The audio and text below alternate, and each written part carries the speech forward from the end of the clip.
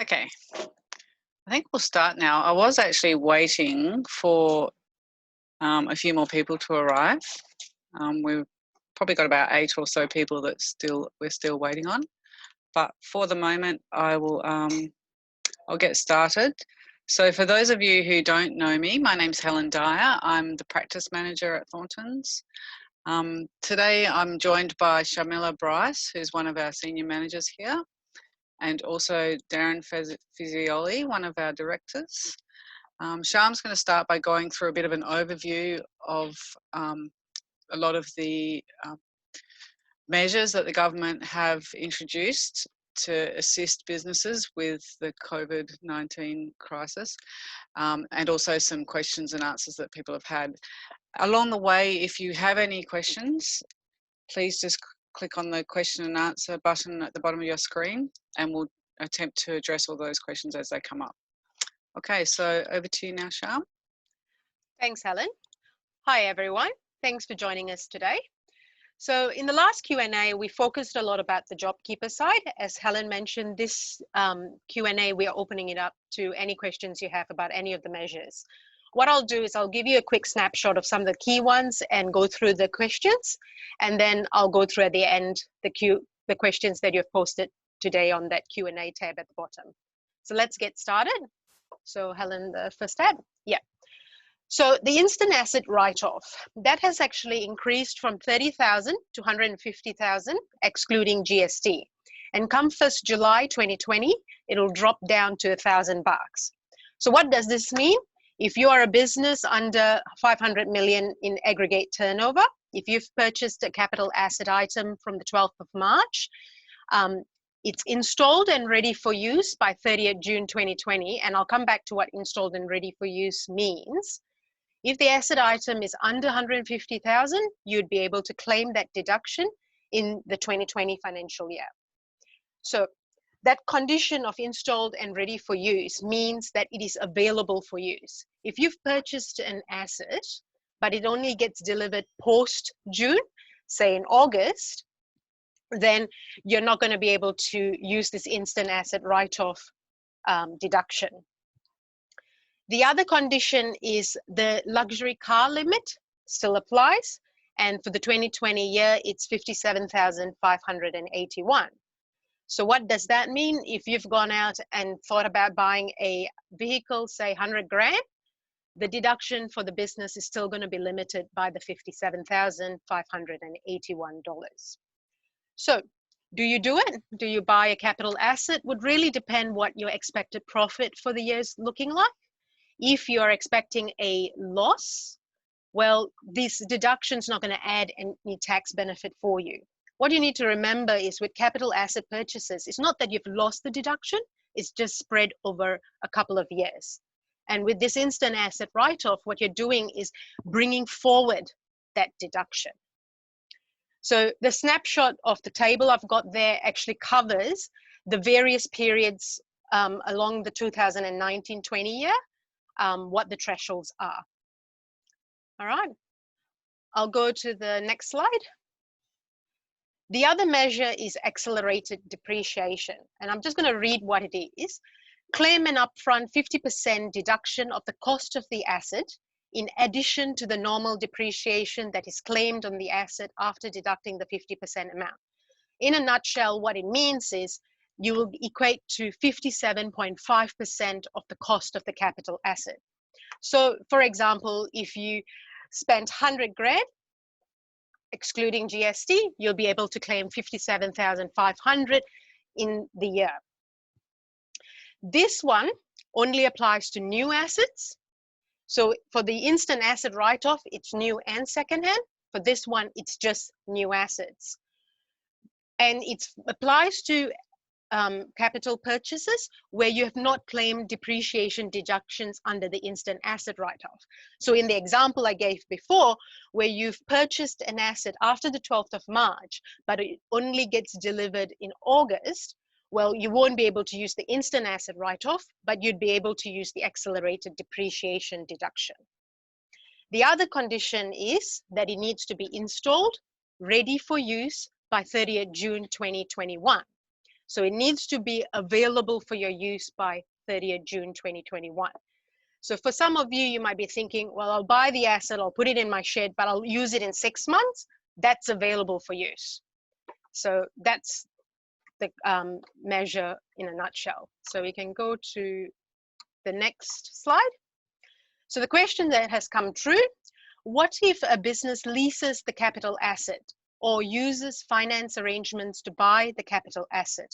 Does the instant asset write-off or accelerated depreciation rules apply? So with leased assets, no, because the owner of the asset is your financer. Whereas the annual repayments that you do, that will be able to be claimed as a tax deduction in the year. With finance arrangements like hire purchase, chattel mortgages, commercial loan arrangements, it's a yes because you own the asset. So you can use the instant asset write-off if it applies, or the accelerated depreciation rules if it applies. Next question. Can businesses entitled to the instant asset write-off also claim 50% accelerated deduction for new assets? The answer is no. So it's one or the other. If you are entitled to the instant asset write-off, being the $150,000 or the $1,000, depending on which financial year we are in, then the accelerated depreciation rules will apply to that asset, provided the condition here for the accelerated depreciation is that it's for new assets and it needs to be installed ready for use by the end of that financial year in question. All right, next one. So the next measure that this has come as a surprise to quite a number of businesses is the cash flow boost. So the boost payment is a tax-free payment. It is based on the BAS lodgement. In particular, the disclosures that they're looking for is the wages and the pay-as-you-go withholding disclosures. Now, the timing of the cash flow boost, it is based on 2 tranches of the boost payment, one being the initial boost payment, and what they call the other one is the additional cash flow boost. And it's delivered as a credit to the activity statement. So for those who have lodged their BAS for March, and say if you're entitled to a credit of 20,000, but your BAS, normal BAS payable for that month, for that quarter was 100 grand, then this credit of 20,000 will offset that 100 grand and it will be the 80,000 that you will be due and payable for the BAS. If instead you were due 100 grand refund, this 20 grand will add to the 100 grand and what will be refunded to your bank account will be 120 grand.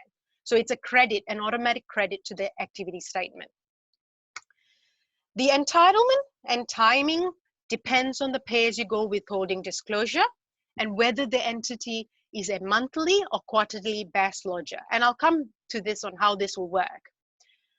Just note, for those who are eligible, the minimum payment to an entity will be 20,000 and the maximum capped at 100 grand.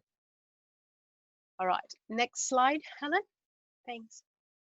So what are the eligibility? The business needs to have held an ABN on the 12th of March. It needs to have made payments to employees. So these are more for employers subject to pay-as-you-go withholding. The third criteria is on or before 12th of March, you lodged at least one of either the 2019 tax return or an activity statement or GST return for any tax period that started after the 1st of July 2018 and ended before 12th March 2020, showing that you have made a taxable GST-free or input tax sale. So they are the criteria. All right, we'll go to the next slide. So can't hear you, Sorry, Helen. If anyone's got any questions at any time, please type them in the Q&A and we can pause at any time to answer your questions. At the moment, obviously you're doing a good job, Sham, there's no questions, but please type those in if you've got any questions. Thanks, Hal. Okay. All right, so here we've got an example of Tim, who employs a couple of casuals, but the wages that he pays is too low to require any pay-as-you-go withholding that applies. So we have Tim, he's lodging quarterly BAS. What that would mean is when he lodges the March 2020 BAS, he will get a credit of 10 grand. When he lodges his June BAS, he will get a credit of 5 grand. And then when he lodges the September BAS, he will get a credit of 5 grand. So for him, in total, he would have got the minimum 20 grand across those periods. Next slide. So another example, we have Jack, who employs a couple of people, and he also lodges quarterly. On his March BAS, he shows a pay-as-you-go withholding of 22 grand. And then in the June BAS, he shows a withholding of 15 grand. So if you look at the little table at the bottom on the right, you will see when he lodges the March BAS, which is lodgement date is the 28th of April, he will get a credit of 22 grand. When he lodges the June quarters, he'll get a credit of 33,500, which is a mixture of the initial cash flow boost and the additional cash flow boost. And then when he lodges the September 2020 BAS, he will get 18,500, the balance of the second cash flow boost. Next Thanks, slide. Sham. Sorry, I just wanted to mention one thing there. Can you hear me? Yes. Just anyone take note, that website on the left-hand bottom corner of that slide, that's a good slide, that good website. If anybody does want to understand their specific circumstances and timing of the cash flow boost, go to that website, use the advanced calculator, because that'll give you your exact numbers based on your pay-as-you-go withholding. Yeah. All right. Now we've got a monthly BAS lodger. So we have Sue here who employs a couple of people, and similarly, I've just populated the monthly amounts. And as you can see, she will get the full 100 grand cap. But the periods are when she lodges a March BAS, she'll get 50,000 as a credit, nothing for April and May, and then from June till September, she will get a monthly credit of 12,500. All right, next one. So questions about the cash flow boost. My business started on 1st January 2020 and I report quarterly. Will I be eligible? Unfortunately, no, because you don't have a 2019 income tax return, nor would you be able to rely on your March quarters, because the March quarter the lodgement due date for it comes after the 12th of March. That was one of the criteria. The next slide, Helen. How do I report the cash flow boost payments received on my cash book? So here, what we will suggest is you create a new account code, call it cash flow boost, keep it separate from the JobKeeper payments because the treatment for the two are different. Cash flow boost payment is tax-free, while the JobKeeper payments are assessable income to the business. The other thing, you need to make sure that both you don't apply GST to the payments, so keep that code as an NT, non-taxable header. As I mentioned, as the cash flow boost is a tax-free amount, when we complete your year-end accounts, we will exclude these payments from your assessable income calculation. Next question. I use contractors rather than employees. We don't have voluntary withholding agreements in place. Will I be eligible? Unfortunately, no. So what the ATO is relying on is that you are reporting withholding payments. That is what they're using to get the cash flow boost. Okay, next question. I am up to date with my BAS lodgements. Am I still eligible? As long as you have lodged a BAS for a period starting on or Sorry, Sham. Did you mean I am not up to date? I'm not up to date. Yeah, I am not up to date in my BAS lodgements. Am I still eligible? Sorry. So as long as you have lodged a BAS for a period starting on or after 1st of July 2018, but before 12th of March 2020, or you have lodged a 2019 tax return, then you will be eligible. So the ATO have come out as part of this COVID things, people are a bit behind. They have said the extended due dates that have been approved will apply to these lodgements. But there have been commentary that even though you are up to date with your lodgements or up to date with your returns, there have been commentary that it's not always automatic credits that have been applied. And if this applies to you, please call the ATO to follow up. All right. The next measure that was announced was the SME Guaranteed Scheme. This is where the government has provided eligible lenders with a guarantee for loans provided to small businesses, including sole traders, with turnover of up to 50 million. The maximum total size of loan per borrower is 250,000, and this can be made up of multiple loans totaling 250 grand. The terms of the loans can be up to 3 years, with the initial 6 months being a repayment holiday. And it is an unsecured finance where no collateral has been required. So the government have left it to the lenders to manage it. And so each lender have their own credit assessments and their terms. You can find out more about the guaranteed scheme. I've put a link there. It gives you a bit more about it. There's also a tab in that link that gives you the participating lenders that are attached to the scheme. But most of the banks, they have a dedicated line that you can contact them to get any of the banking relief measures to help you out. The other things with the banking relief measures, they have loan repayment deferrals up to 6 months, which is available for small businesses, your home loan repayments, as well as commercial property landlord arrangements, and various different banking reliefs. So if you want to explore these options, call your bank. If they require any cash flow statements, any income statements to be prepared as part of this, give us a call and we are here to help. Yeah, the next one. Early access to super. So here, eligible participants can access up to 20 grand from their superannuation account, tax-free. So I've put in the little table here. You can get the first lot of 10 grand before 30th June 2020, and the second testing for the next 10 grand is on from the 1st of July 2020 till the 24th of September 2020. And if you're thinking of applying for it, you need to do it through the MyGov website. This is not the MyGov ID. This is your personal MyGov account, and it should be available now. The eligibility to do so is that you are unemployed, or you are eligible to receive a job seeker payment, or on or after 1st January 2020, you were made redundant, your working hours were reduced by 20% or more, or if you're a sole trader, your business was suspended or there was a reduction in your turnover of 20% or more. What you need to weigh up before you pull out money from your super fund is that your super fund is a tax concessional environment.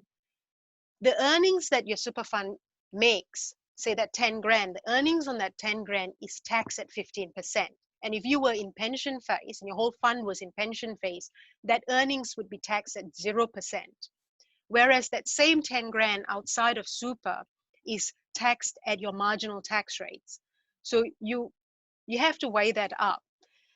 The other thing is the liquidity of your super fund as well in paying you that 20 grand. You know, you might have life insurance payments coming out, as well as income protection insurance coming out of your super fund. To pay you that funds, they would have to liquidate a bit of your investments. And in this market, you need to really consider your options. So speak to your financial advisor before you decide to pull funds from your super fund. The idea behind this early release is to help you pay your bills. So have a think about what your options are. Just on that one there, the most common question we've got in relation to that is on the eligibility around the 20% reduction in working hours. So that's the key thing for people to evidence, particularly if you're a director of a company, if you're a beneficiary of a trust, And if you don't receive a salary, it's really going to be important to try, to evidence exactly between you and the company or you and your employer that you've met that 20% reduction in working hours. The other thing that's been doing the rounds early on with this one too is a recontribution strategy where people have accessed super money to access the 10 grand to then make a contribution back into super before 30 June and get the tax deduction for it. And the ATO's flagged that, they consider that to be a scheme purely to get a tax benefit, not in the spirit of what this early access to super is. So that's just something to be aware of as well. Yeah, that's across the board with all the measures that they have announced. If you are contriving an arrangement or you're manipulating the situation to access any of the measures, potentially you're going to get knocked back and you're potentially going to look at penalties and interest being imposed on you. Next slide. Superannuation pension minimum payment amounts. So to assist the retirees, the government has also announced a reduction in the minimum annual payment requirements by 50% for the 2020 year and 2021 financial year. So we've got an example here where we have Mike, who's 66 years old. He's got 200 grand in his account-based pension at 1st July 2019. What this would mean is based on the original rates, he would have had to withdraw 10 grand by 30th June 2020. But with this reduced rate announcement, he only needs to withdraw $5,000. So this applies to all pension accounts, be it account-based, allocated pension, or market-linked. We'll go to the next slide, Helen. So, question. If I withdrew more than my minimum pension requirements based on the reduced rates, can I put the money back into my super fund? The answer is no.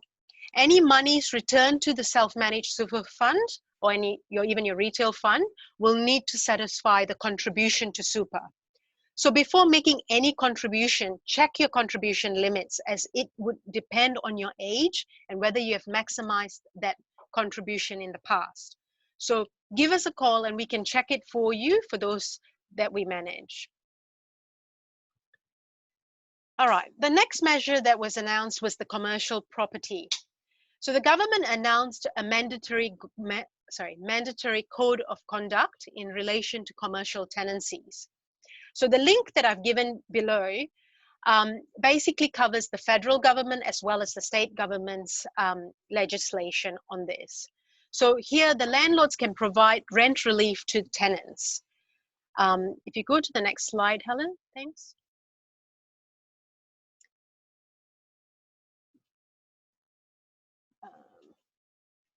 Hasn't clicked. All right, this is a good snapshot that just tells you how it applies. But from a state government point of view, if you are a commercial landlord who have been affected by the COVID and you have provided a rent relief to your tenants, you are able to get a grant up to 25% of your land tax bill. I had to look at this for a client. Unfortunate for them was they had already paid their land tax for 2020 and the State Revenue Office said no to the grant. So if you haven't paid your land tax bill for 2020, then you would be able to apply for that grant. Next slide. All right, so, oops. Sham, did you want to just answer? There's a question there before we move on. Okay. Did you want to have a look at that? If a company had a downturn in April and workers had their hours reduced in the month, but then if the business had picked up the hours and the hours are back to usual hours, who is responsible for any penalties that may apply if there was an audit for any workers that have already got their 10K super payment? So with that, when they apply for the 10K super, it is a test at that point in time.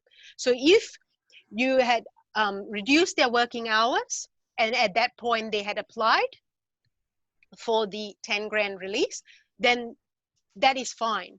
It is again on the 1st of July when they apply for it, that is when the test is. Later, when you've brought them back and they've gone back up, that is not going to affect that test. So there wouldn't be any penalties that been imposed, if that makes sense. All right.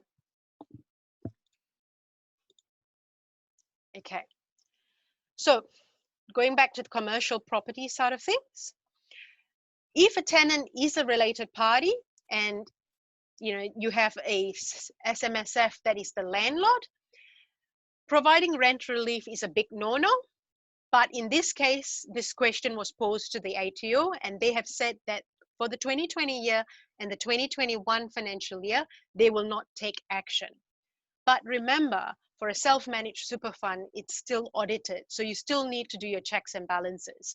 And what you need to do is demonstrate that any adjustments to the lease is justified, that you are doing it as part of the COVID measures. It's being done on commercial terms. You need to ensure that the reliefs only apply to rent and not to any lease incentives. You need to ensure that the rent reduction is a temporary one. You need to also file evidence on the approach and reasoning used to provide the rent relief. So if you had say 3 commercial properties, 2 are rented to unrelated and 1 to a related party, the terms that you offer the related party should be offered to the unrelated party as well. So it needs to be on commercial footing. The other thing is you need to document any adjustments, agreements with your tenant, be it related or unrelated. You should get both parties agreeing that you're both on the same page. For self-managed super funds that Thorntons manage, please get in touch with us and we'll get Lena, who's our super fund accountant, to send you the documents from both hats, as a related tenant as well as the trustee of the fund, to sign the documents. The other thing is we advise to tell your landlord insurance as well, provider, just to tick the check that you have notified them that you have done and provided a rent relief to your tenants. For the ones with unrelated tenants, most likely your real estate agents would be doing a lot of the paperwork and negotiation with your tenants for you. No questions? All right, let's go to the next question, next measure. So this is the big one, which is the JobKeeper payments. I'm not going to rehash a lot of the things that we covered in the first Q&A last week, but as a snapshot, it is a wage subsidy that's offered to eligible employers, including sole traders. You don't need to be registered for GST to be eligible for the JobKeeper payments. So a lot of the commentary surrounds GST turnover and so forth, but you don't need to be registered for GST. It is showing simply on that you have decline in turnover, that you meet the other eligibility requirements. So there are a number of tests and options. There are criteria both from the eligible employers, the eligible employees, as well as the eligible business participants. If you want to have a chat, call us and we can go through with you on those details. But if you qualify as an eligible employer, you can receive $1,500 per eligible employee per fortnight till September. So if you test now and you meet the test, you can start getting that subsidy right up till September. So you're talking about quite a big amount. Note, if you do decide to participate in this scheme, nominate all your eligible employees. You can't pick and choose, oh, that one's lazy, so I'm not going to offer it to them. That one, oh yeah, I'll offer it to them. You can't. It's all in or all out. Another thing to remember, JobKeeper payments are assessable income. They're not subject to GST though. So on your cash book, as I mentioned earlier, create a new account code for the JobKeeper under your income section. Make sure that you put no GST is applicable, that code being NT, and keep it separate from your cash flow boost payments. We'll go to the next slide. All right, question. If you qualify based on a 30% decline in April 2020 when compared to April 2019, do you need to continue to check your turnover decline ongoing? And the answer is no. What you do need to do though is you need to keep submitting a monthly business declaration about your current and projected turnover. So for the month of April, there is an extension right up till 31st of May for this business declaration. But from May onwards, based on the last extension provided, you need to report the May numbers by the 14th of June.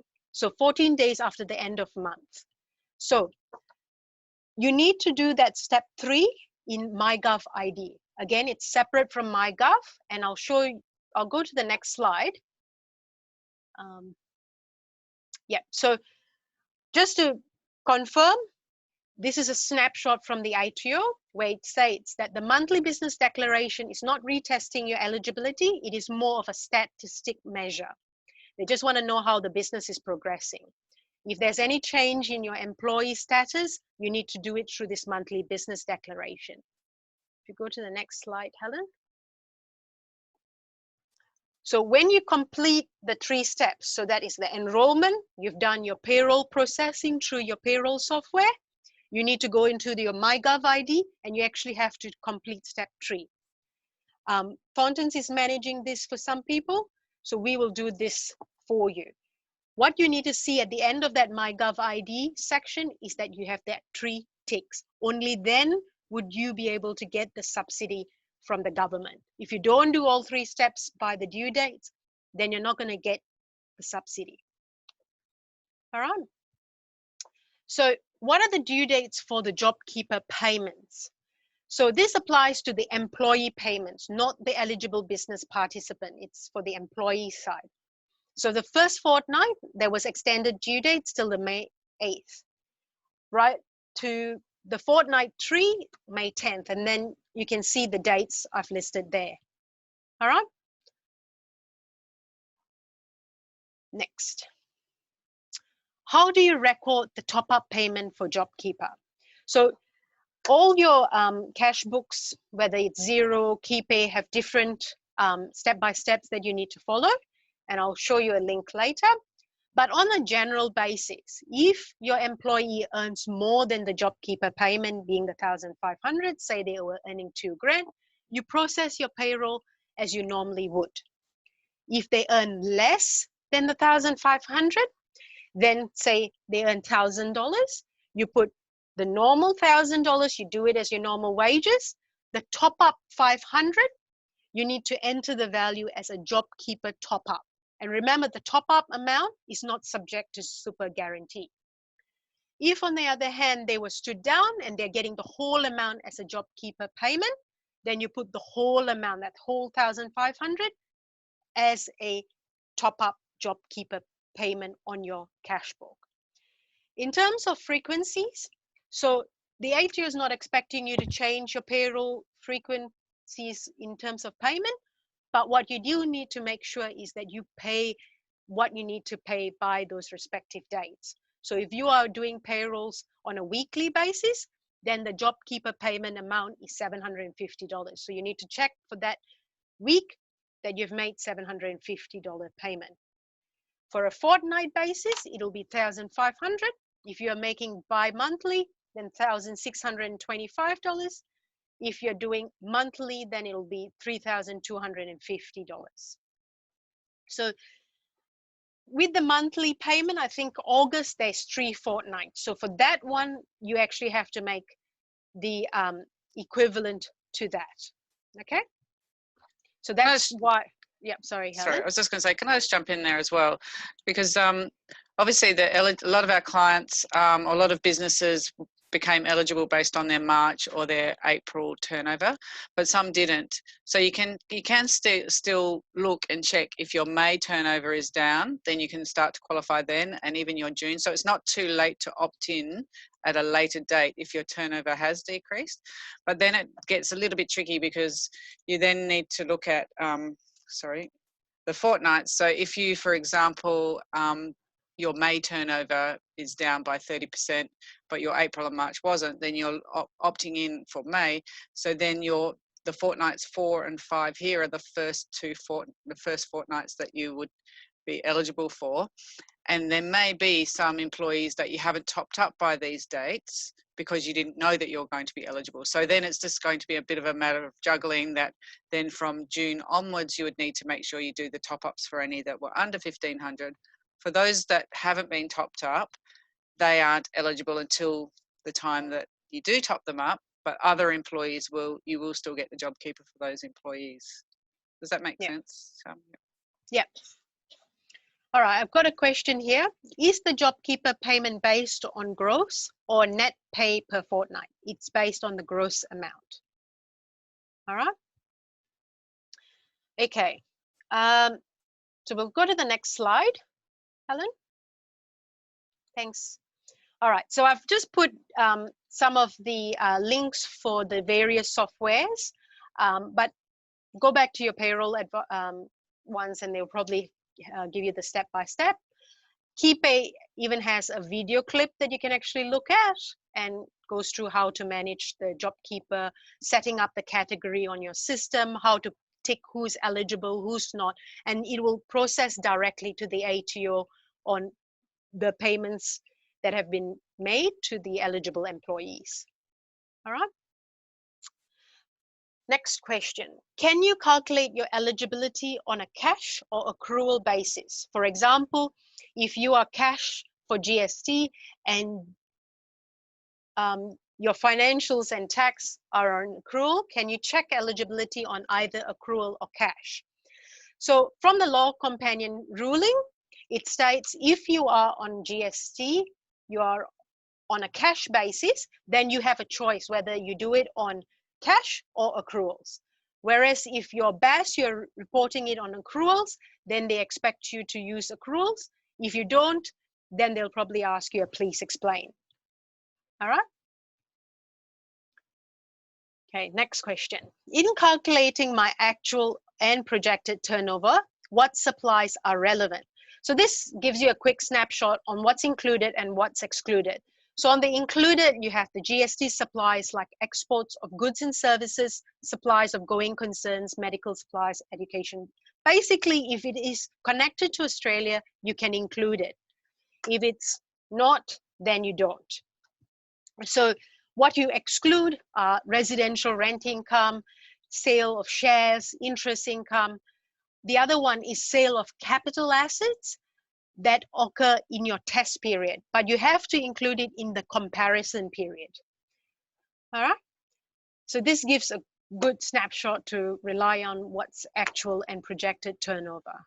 For that monthly disclosure as well, what method you use for your test is what you continue to use and lodge for the monthly business declarations.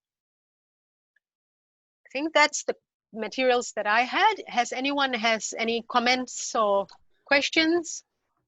Thanks, Sham. Just a comment there in relation to your projected turnover for your monthly declaration. Make sure you keep notes on how you calculate your projected turnover. So monthly, you've got to put in your actuals, which you'll be referring to your cash book, but you've got to put in your projected month. Keep your calculations on how you arrive at your projection, because the tax office has said where there's a material difference between, for example, your projected June and when your actual June, if there is a material variance, they may ask please explain, and it's going to be critical to refer back to your notes on how you arrived at your projection. And it's inevitable. I mean, I'm talking to people at the moment who are making projections based on expected sales, expected contracts, and some of the differences between whether a deal goes ahead or doesn't is hundreds of thousands of dollars, and they've just got to make a call based on the likelihood of something happening, factoring that into their projection, making a note on it, and if it arises differently when the month actually ends, that'll be evident. And if it's got to be explained to the ATO, we'll have those notes on file. So either keep that information yourselves or shoot it through to us, and we'll keep that information on file, because it may become important if we get a please explain on a material difference between a projected turnover and the actual that arises. Yeah. One other thing as well, we've noticed that the ATO are being very lenient with regards to genuine errors. Mistakes are made. There's a lot of confusion. The government is releasing updates every day. So we are finding the ATO being very flexible and really helping us in getting any errors that have happened, getting those corrected. But obviously, if there has been a calculated, deliberate misstatement at some stage, then they won't be quite so lenient with regards to that. But there's been a lot of errors. If there's any errors and you're worried, give us a call. We can help you. We can make revisions. There's no problems with that because there's a lot of genuine confusion out there. So everyone's here to help you with that. Yeah, and with the administrative side, like, you know, if you have to organize a payment arrangement with the ATO, they're quite understanding, and I think more than they have in the past. So, yeah. I think a critical date, Sharma, right, coming up this month is the end of May. So by the end of this month, you have to have enrolled, which is step one in that process of JobKeeper eligibility if you consider you may be eligible for the fortnights in May. So if anybody hasn't enrolled at this stage and is umming and ahhing about whether they may be eligible based on May, get that enrolment completed or contact us before the end of the month so we can get that enrolment done. Yeah. The other one, once 31st of May finishes, remember your May numbers, you need to finish all 3 steps by 14th of June. Okay, well, there doesn't seem to be any other questions come through. Quite a few people wanted to be here but can't. I believe that we have managed to successfully record the session. I'll send a recording to everyone. If you've got any questions, please contact one of us here. We're obviously very willing to help. Give us a call, send us an email. I will also send through a recording. But if no one's got any other questions, we might end it here, which is short and sweet today. Thank you. Thanks, everybody. All right. Thanks very much, everyone. Okay.